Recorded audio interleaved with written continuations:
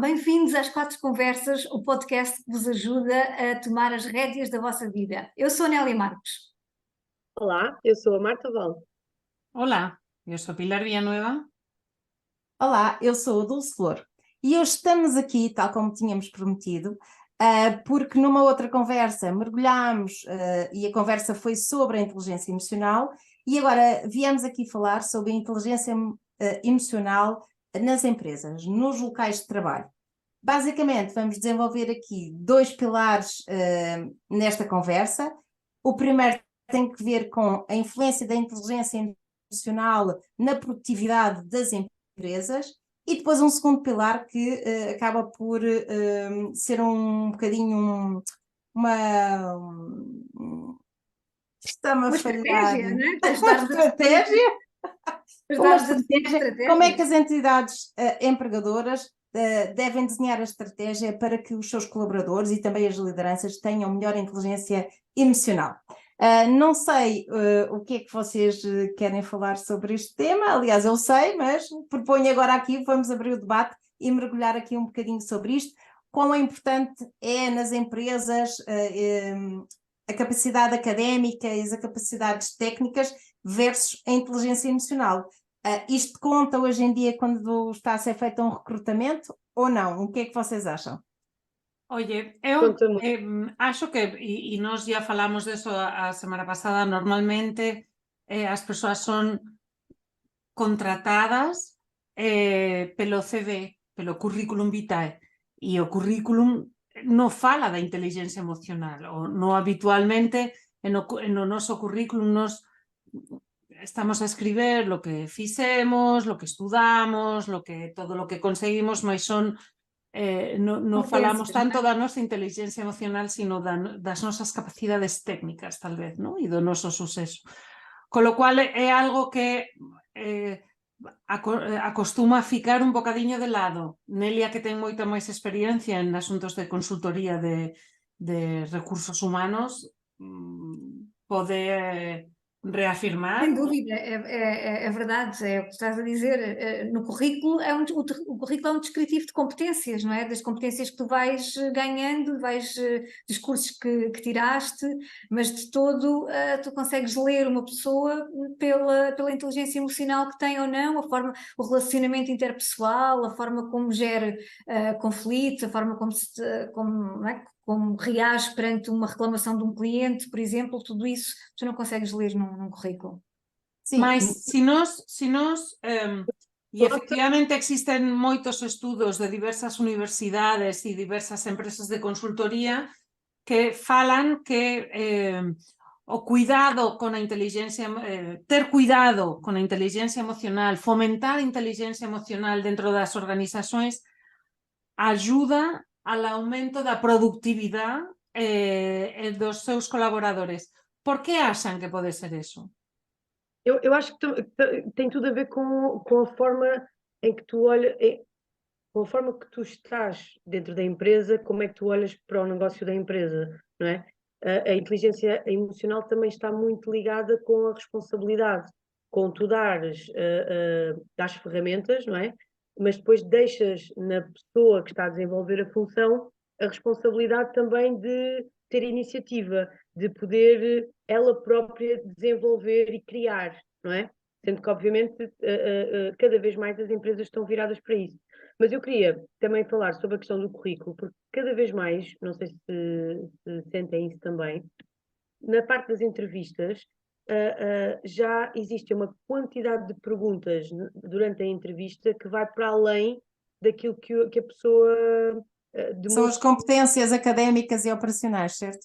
Porque hoje em dia, e tive algumas conversas com organizadores e com gestores de grandes empresas, eles querem saber da vida da pessoa, eles querem saber como é que a pessoa lida numa situação de conflito, numa situação sim, cada vez mais, sim.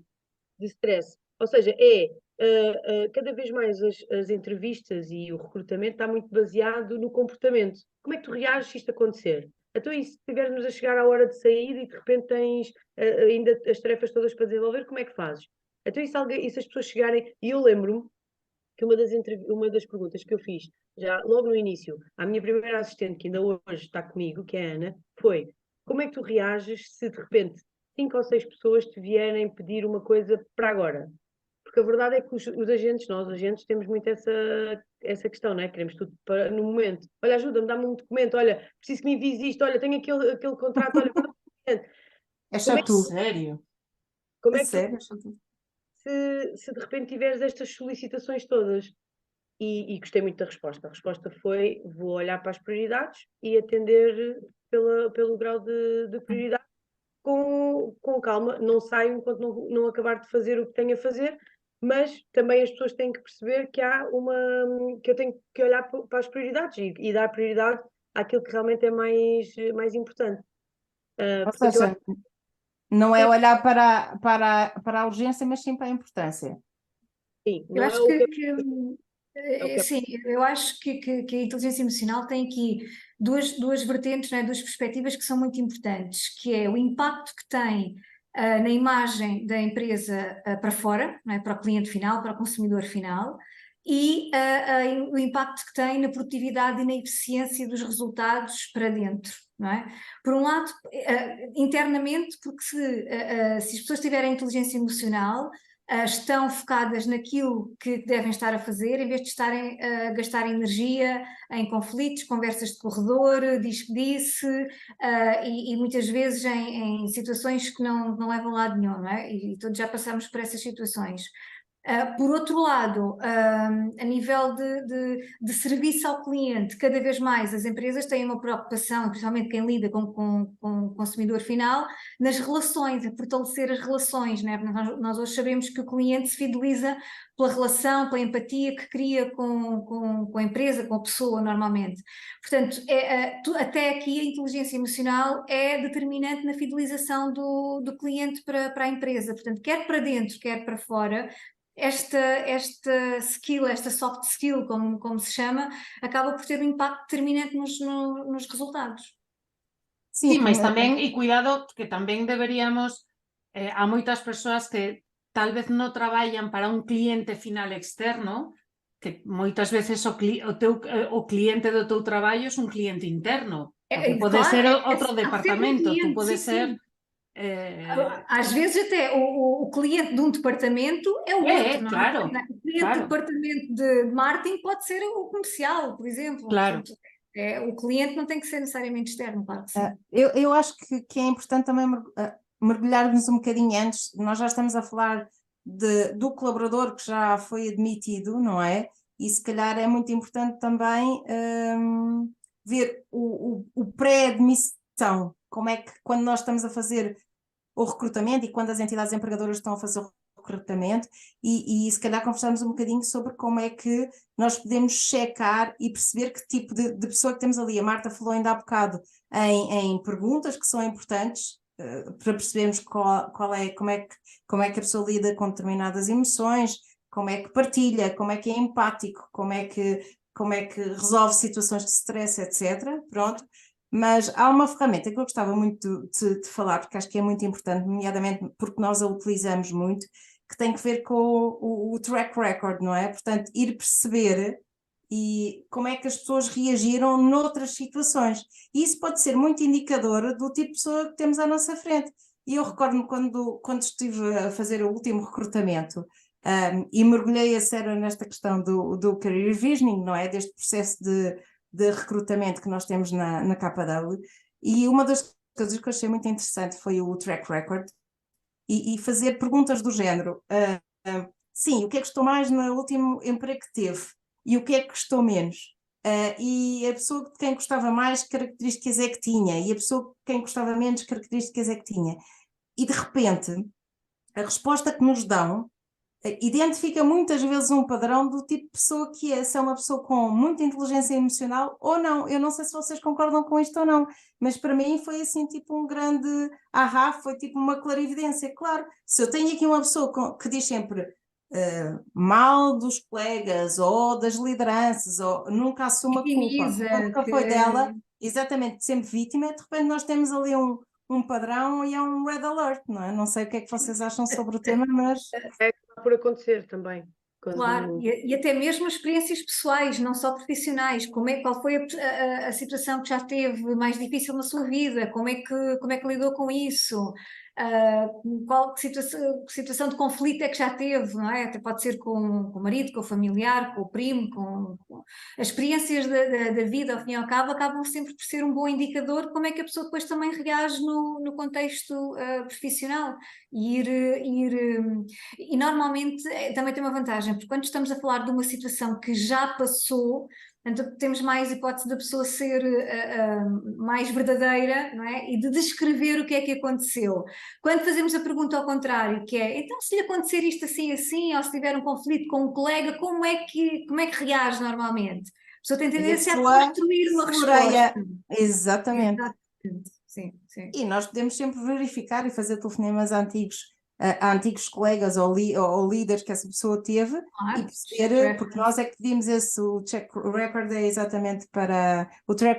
exatamente por causa disso. Outro desafio, a Pilar que lidera aqui é líder de 2 market centers. Como é que tu vês isto, Pilar, da questão do coeficiente emocional versus o coeficiente de inteligência? Como é que tu lidas com isso?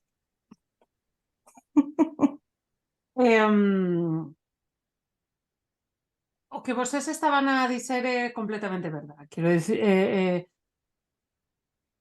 cuando estamos a falar de inteligencia emocional dun colectivo, non só das persoas individuais, sino inteligencia emocional dunha equipa, é cando evitamos esas conversas de corredor, esos dis que aportan moita inestabilidade, moito conflicto, cero productividade, cero... Entón, eu acostumo a tratar de gerir os conflictos dunha forma moito transparente, para empezar. Cando teño que ser eu a tomar unha decisión, teño que ser eu a tomar unha decisión, punto e final. Por veces no todo pode ser debatido e escollido democráticamente, por veces non dá, e é certo, mas sí ter conversas a volta de determinadas coisas que poden criar inseguridade nas persoas. Marta estaba a falar antes de que as persoas tiveran iniciativa. Tú, para conseguir que as persoas da túa equipa tomen iniciativa, é fundamental criar un ambiente seguro, non é? E eu, por exemplo, como líder de equipo, acostumo sempre a dizer as persoas que colaboran conmigo: os únicos que non erran son as persoas que non facen. Entón, se vocês non erran, vou a ficar preocupada. Eu fico, preocupada cando as persoas non erran, 2, fico preocupada cando as persoas non consiguen aprender do erro. Mas, por lo menos, aí erraron a primeira vez. Mas isso é um bom ponto de vista, não é? Até com esta questão que a Dulce estava a colocar do coeficiente de inteligência versus o coeficiente de inteligência emocional. Porque, de facto, há pessoas que tecnicamente são muito boas e têm uma capacidade de raciocínio acima da média, e não erram, não é? Não erram. Mas os grandes resultados nas empresas não se fazem de uma pessoa, não se fazem de uma cabeça. Os grandes resultados nas empresas fazem-se em equipa, não é? Claro. Constroem-se em equipa. E aí é que o coeficiente de inteligência emocional acaba por ganhar um peso superior ao coeficiente de inteligência, porque aquela pessoa pode ser extremamente inteligente e saber o que está a fazer, mas se ela não tiver a capacidade de gerir isso à sua volta, de colocar... Influenciar outras pessoas. Eu acho que influenciar, exatamente. Ou seja, toda esta situação que as empresas, e que nós vemos cada vez mais a ser adotada, tem muito a ver com tu seres um influenciador para as pessoas que tens à tua volta. Porque se os líderes liderarem pelo exemplo, não é? Portanto, eles próprios praticarem a inteligência emocional junto às suas equipas, que depois dão, lá está, liberdade aos membros das equipas para também máxima liberdade, máxima responsabilidade. Cascata, exatamente. E essas pessoas acabam por se sentir envolvidas porque sentem que têm um lugar na organização, sentem que fazem parte da solução. E eu acho que liderar ou utilizar a inteligência emocional nas organizações tem a ver com puxar as pessoas mais para dentro, fazer com que as pessoas se sintam parte daquele projeto, desde o momento A até ao fim do processo. Ouvidas, não é? As pessoas ficam envolvidas de tal forma que trabalham muito mais felizes, sentem-se ouvidas, não é? Porque a maior parte das pessoas queixa-se que não se sente ouvida no seu local de trabalho, porque nem sequer interessa ouvir, não é? Sentem-se ouvidas e depois o que é que isso faz? Faz um efeito de cascata, que é eu a seguir estou bem, vou influenciar as pessoas que estão à minha volta, as pessoas gostam de mim e dão-se bem comigo e acabam por seguir o mesmo exemplo, e tu tens uma organização, lá está, focada na produtividade, na inovação, no desenvolvimento Serviço pessoal ao de cada cliente. membro daquela equipa, serviço ao cliente, em vez de estarem focados em o que é que aquela traz vestida, o que é que aquele fez ontem, olha o negócio que o outro fez ou deixou de fazer, porque é normal. As pessoas, quando não têm muita coisa para fazer, têm tendência a dispersar nesse sentido. Se o Olha, mudar, eu acho que muda verdadeiramente depois o ambiente como um todo.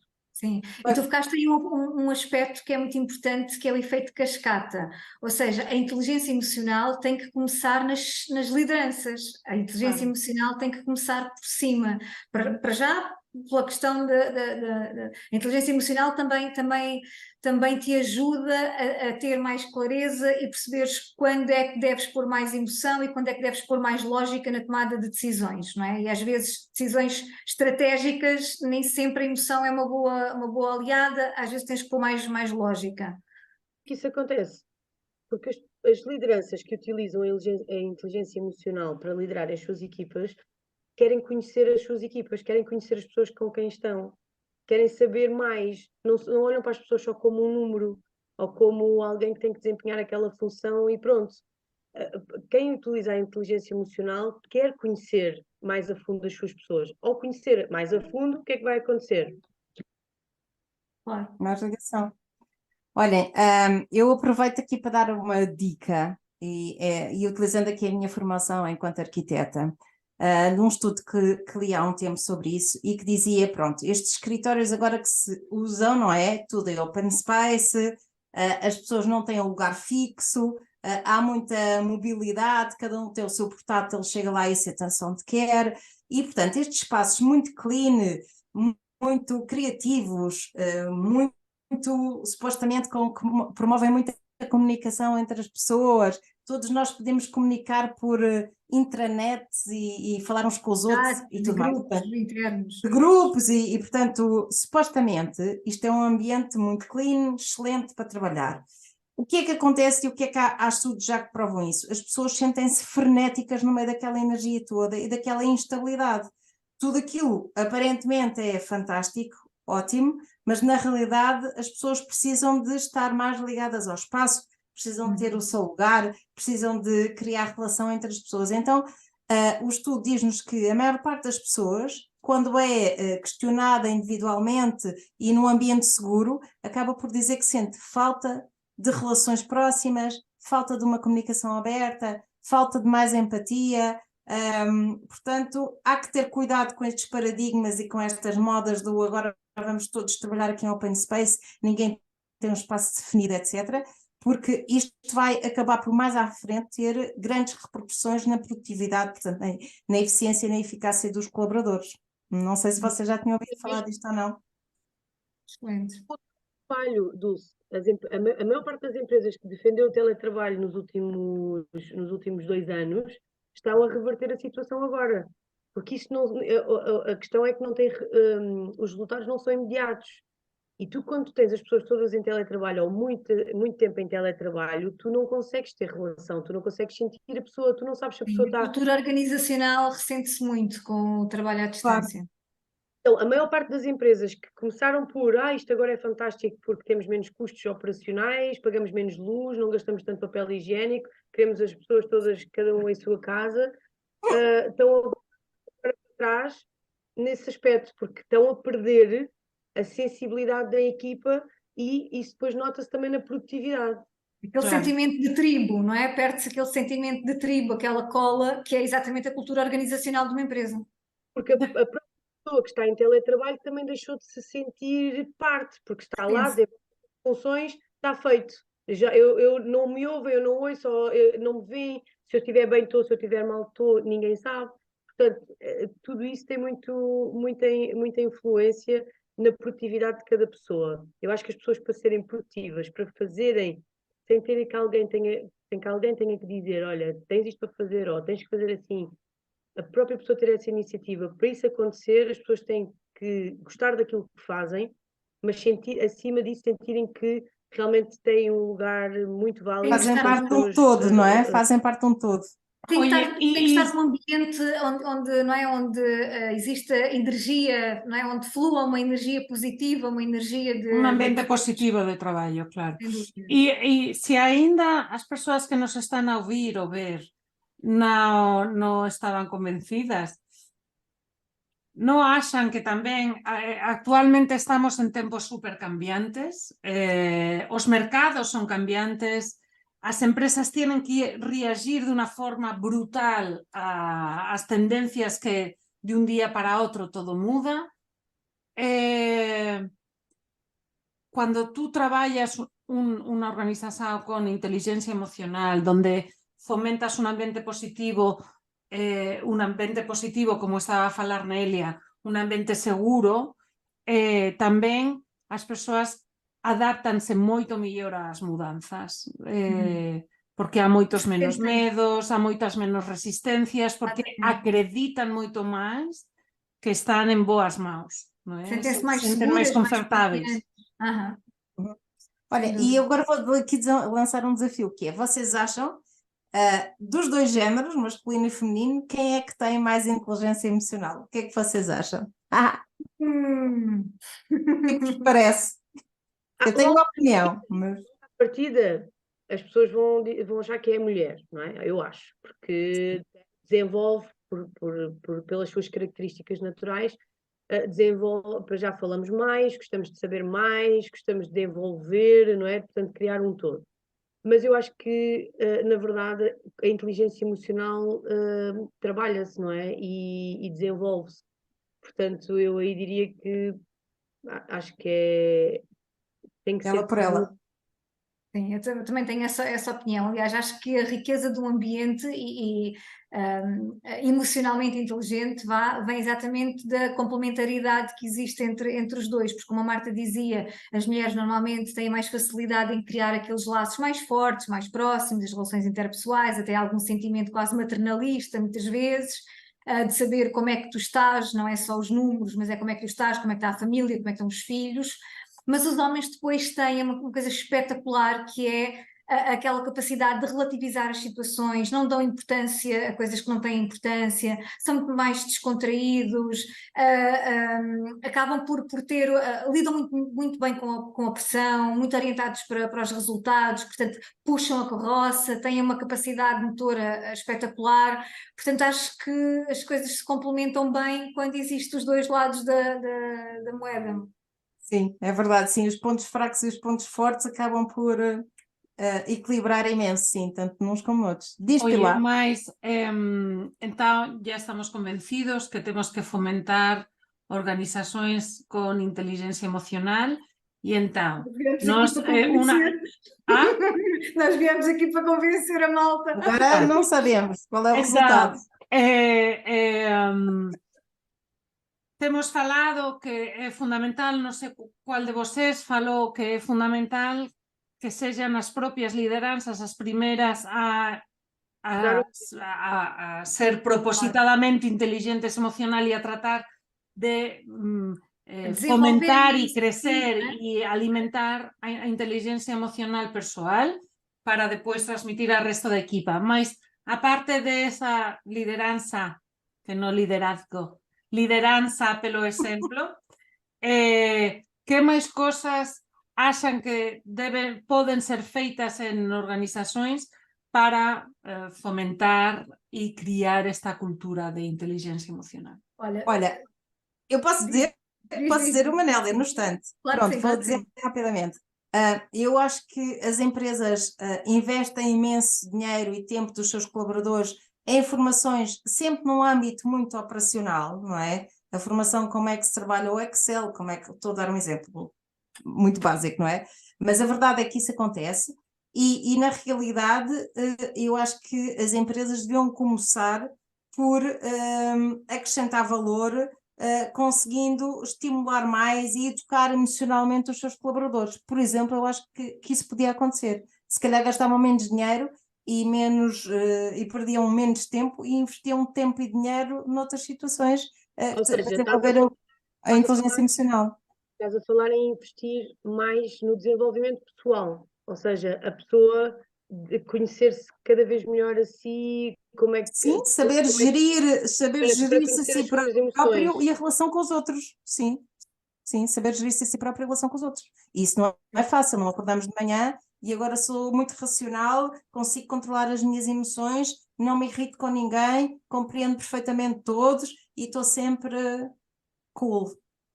Não sei. Olha, eu ia dar um exemplo. Eu trabalhei numa empresa que tinha uma medida espetacular, que eu acho que é um bom exemplo e que pode ser uma dica excelente.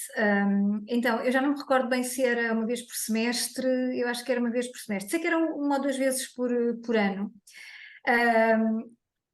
As chefias de departamento, chefias intermédias, e depois eram ali escolhidos alguns vendedores ali com alguns critérios, mas eram convidados a, durante 2 dias, trocarem de papéis, trocarem de departamentos.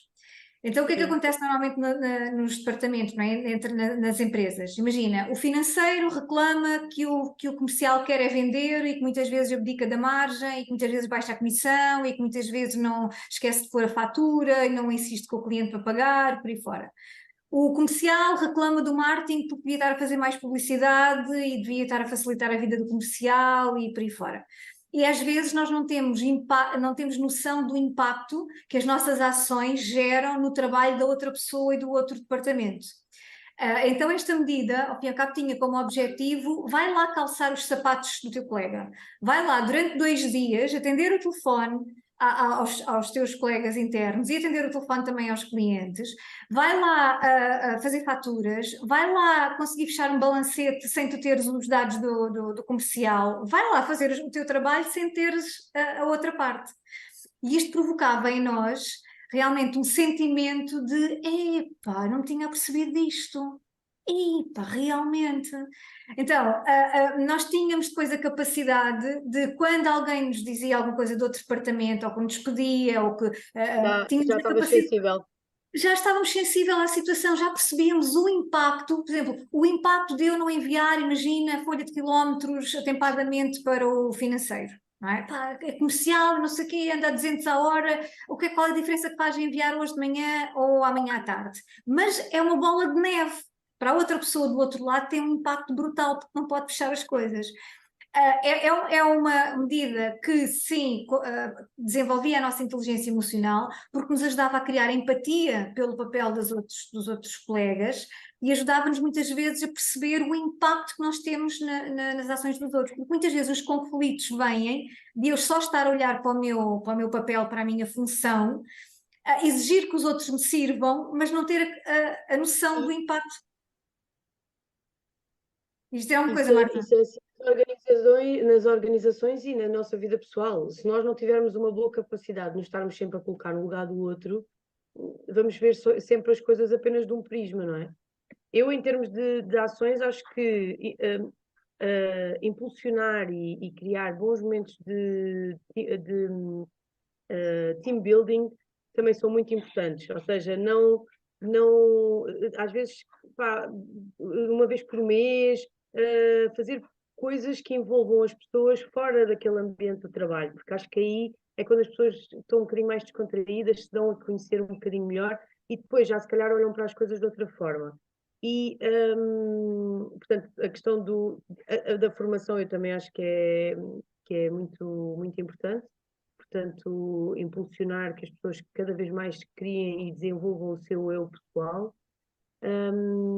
E também acho que, por exemplo, fazer questionários também é uma boa dica. Ou seja, tu, volta ou não volta, perguntares aos colaboradores da tua equipa, olha, como é que tu achas que isto está a correr? De 0 a 10, define como é que está o processo, o serviço ao cliente, ou como é que está o processo interno, ou como é que está o ambiente na equipa, para tu também ires tendo essa sensibilidade e para, mais uma vez, a pessoa sentir que efetivamente tem um lugar importante na empresa. Ao final, e nós falamos disso também há umas semanas atrás, é fomentar a que eu quero comunicação, implementar. seja Isso. via questionário, seja via entrevista pessoal, seja via Reuniões. whatever, mas fomentar a comunicação segura, a escuta activa e a comunicação segura, não é? Que as pessoas consigam se expressar, porque também para um líder, também isso le va a ayudar con certeza a detectar coisas que deban ser ajustadas, non é? Se estás a ouvir, ayúdate mellor a corregir coisas que deban ser corregidas. Entón, tal vez, falamos moito sobre a diferenza entre as competencias intelectuais e as competencias emocionais ou inteligencia. Nós podíamos dizer, entón, que a competencia intelectual tal vez é o que te dá a ti unha capacidade de facer un traballo, a competencia emocional é a que te dá capacidade de facer ese traballo en equipa, non é? Vivir en unha comunidade e desenvolver unha actividade en equipa e formar parte de algo máis grande, tal vez? Eu até diria mais, neste momento a capacidade emocional já está em primeiro lugar relativamente à capacidade intelectual, porque a capacidade intelectual é uma questão genética, conseguimos desenvolvê-la até mais ou menos à adolescência, enquanto que a inteligência emocional é ao longo de toda a vida, não é? E a inteligência emocional é a característica que nos permite sermos ou não admitidos num emprego atualmente, não é? Sermos promovidos, termos maior ou menor sucesso. E vocês também conhecem, de certeza, exemplos de pessoas que têm menos capacidades académicas. Eu tenho amigos que têm capacidades académicas imensas e tenho amigos que fizeram o liceu, pronto, o secundário, pronto, não vou dizer liceu, e que têm hoje cargos de liderança melhores do que os outros que fizeram. Não estou a dizer com isto para ninguém estudar, não é isso que eu estou a dizer, mas a verdade é que na minha geração tenho bastantes amigos que não têm uma formação académica superior e que nem por isso deixaram de ter sucesso e de ganhar bastante dinheiro nos empregos que têm. Ou seja, na realidade, quando eu mergulhei neste tema, percebi que tenho alguns amigos, ou bastantes até, que tiveram muita inteligência emocional e que ainda a têm. Isso é importantíssimo, mesmo sem terem essa noção, não é? Deixa-me só não te esquecer deste ponto, que normalmente quando trabalho com as empresas é uma das lacunas que existe muito grande, que é o nível do feedback. Então, uma das formas de se desenvolver a inteligência emocional numa equipa, numa organização, é através do feedback 360. Isso pode acontecer em reuniões, não é? Normalmente as empresas fazem reuniões positivas, onde entregam informação, entregam números, mas não ouvem. Então as reuniões têm que ter os dois lados, não é? Têm que ter o momento da empresa falar, mas também têm que ter o momento da empresa ouvir os colaboradores, que é o tal sentimento de pertença. E por outro lado, o feedback 360, que são pequenos momentos que vão sendo criados durante o ano, onde nós perguntamos à pessoa como é que tu estás, e como a Marta dizia, olha, o que é que tu achas, como é que as coisas estão a correr? Que sugestões é que tu tens de melhoria? Relativamente a este tema, o que é que nós podemos mudar? O que é que nós podemos fazer diferente? Qual é que é a tua perspectiva? E muitas vezes as pessoas... e nós somos todos humanos, então há aquele muito sentimento de, às vezes falo mal ou critico qualquer coisa, mas na verdade eu ainda não pensei muito sobre isso. Não sei o quê, isto está mal. Isto está mal. mas na verdade está mal, e depois quando alguém me vai fazer pensar sobre aquilo, ok, então está mal, mas diz-me lá porque é que está mal, e em que situação é que esteve mal, e o que é que tu farias para estar diferente? E a pessoa chega à conclusão que afinal aquilo não é um copo d'água, é uma pinga de água. Mas e quando tu educas desde o início as pessoas com quem estás, quando há uma coisa que esteja mal, vem falar comigo, mas já com uma solução. Não me venhas só dizer que está mal. Vem-me dizer, olha, isto está mal e eu acho que deveria ser assim. Traz-me uma solução.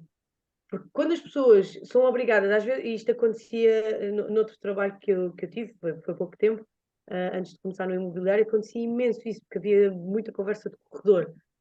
E era engraçado que já nessa altura, um dos chefes da empresa, era uma coisa que ele dizia sempre: estás a reclamar, não sei o quê, qual é a solução? E a pessoa ficava, ei, pá, agora assume, estás a reclamar de qualquer coisa ou estás a dizer que está mal, então agora deixa-me dizer como é que faz. E a verdade é que quem estava mais próximo dele já não ia lá assim facilmente. E a verdade é que eu na altura achei piada a isso, mas eu ainda era muito novinha, portanto achava piada, mas não sabia muito bem porquê. E a verdade é que depois comecei a perceber, espera, realmente isto faz todo o sentido. Que é, desde o início, desde o momento em que, lá está, lideras pelo exemplo. Porque também tu muitas vezes dás soluções à equipa e tens que mostrar que estás focado na solução e não no problema. E as pessoas têm que fazer a mesma coisa. Sim, até porque liderar é ajudar a pensar, não é? Sim, só é. Oye, excelente frase para acabar. É verdade. Meninas, estaríamos horas e horas na conversa, sempre acontece. Verdade, verdade.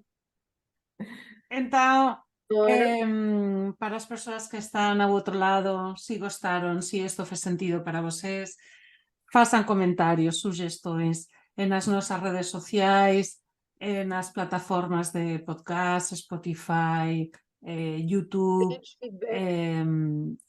síganos en redes sociais e até a próxima conversa. Beijinhos.